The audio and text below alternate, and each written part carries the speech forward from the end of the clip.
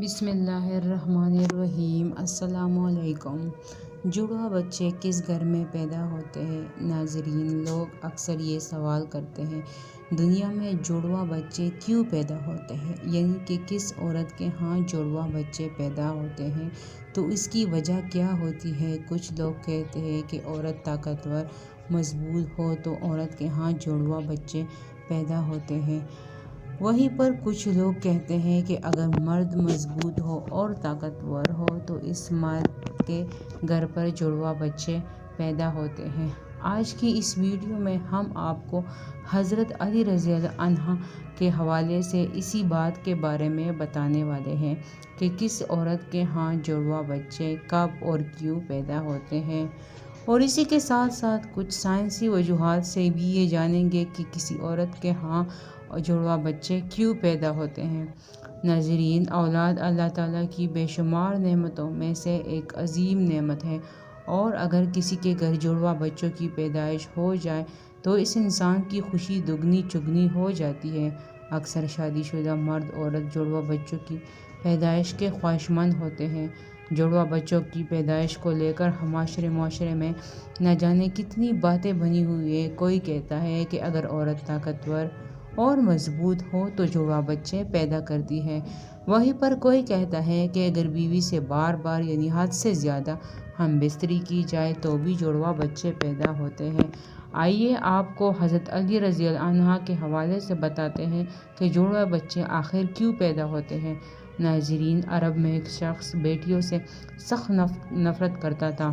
بیٹیوں کی پیدائش کو وہ اپنی مردانگی پر داغ اور اپنے خاندان کے لیے ذلت اور شرمندگی کا باعث سمجھتا تھا۔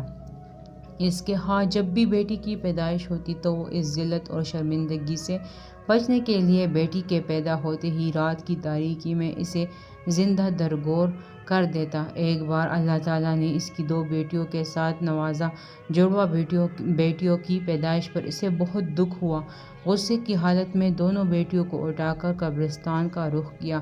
حضرت علی عنہ کو جیسے ہی اس بات کا علم ہوا، آپ نے قبرستان کا رخ کیا اور شخص کے پاس پہنچے اور فرمایا، اے بدبخت انسان!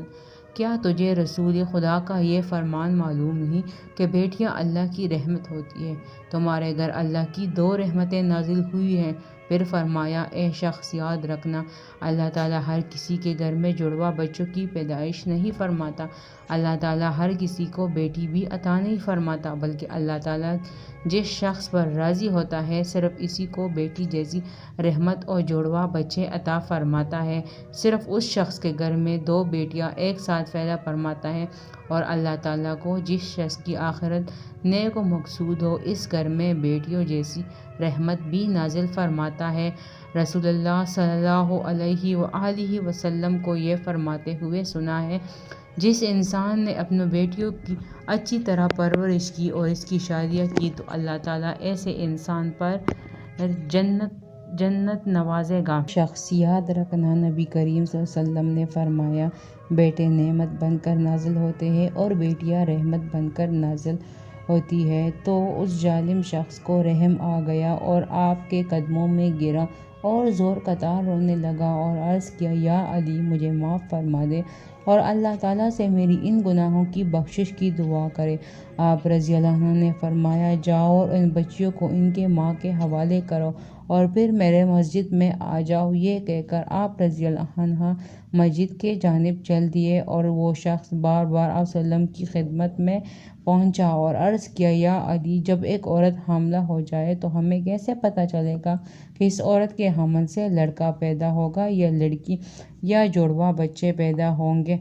حضرت علی رضی اللہ عنہ نے فرمایا، اے شخص، اس بات کو اللہ تعالیٰ کے سوا کوئی نہیں جانتا، کیونکہ غیب کا علم صرف اور صرف اللہ تعالیٰ کے پاس ہے۔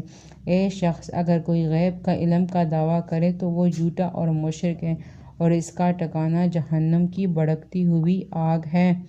اس کے بعد آپ رضی اللہ عنہ نے فرمایا، تمہیں ایک نشانی بتاتا ہوں جس سے تمہیں پتہ لگ سکے گا کہ اس عورت کے ہاں لڑکا پیدا ہوگا یا لڑکی، یا پھر جڑواں بچے۔ اے شخص، یاد رکھنا، جب کوئی مرد اپنی عورت کے قریب جائے اور اسے ہم بستری کرنے لگے تو وہ دیکھ لیں، اگر مرد کی منی عورت کی منی پر غالب آ جائے تو سمجھ لینا کہ عورت کے اس حمل سے لڑکا پیدا ہوگا، اور اگر عورت کی منی مرد کی منی پر غالب آ جائے تو لڑکی پیدا ہوگی، اور اگر مرد اور عورت دونوں کی منی ایک دوسرے کے سامنے آ جائے تو جڑواں بچے پیدا ہوں گے۔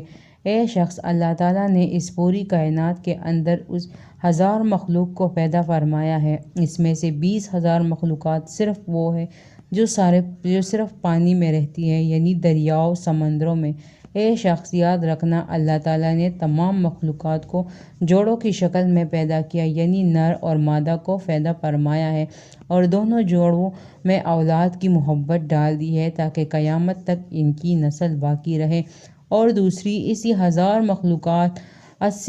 مخلوقات میں سے ایک مخلوق اللہ تعالیٰ نے ایسی بنائی ہے جو اس زمین پر رہتی ہے، جو کہ انسان ہے، اور اللہ تعالیٰ نے انسانوں کے اندر بھی نر اور مادہ کو پیدا فرمایا ہے۔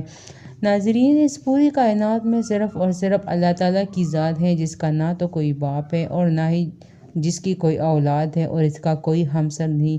کائنات کی تمام مخلوقات کا صرف وہی خالق اور رازق ہے۔ اللہ تعالیٰ فرماتا ہے، غیب کا علم صرف میرے پاس ہے، میں یہی جانتا ہوں کہ عورت کے پیٹ میں ہونے والا بچہ لڑکا ہے یا لڑکی، اور میں جسے چاہوں بیٹا عطا کرتا ہوں اور جسے چاہوں بیٹی عطا کرتا ہوں۔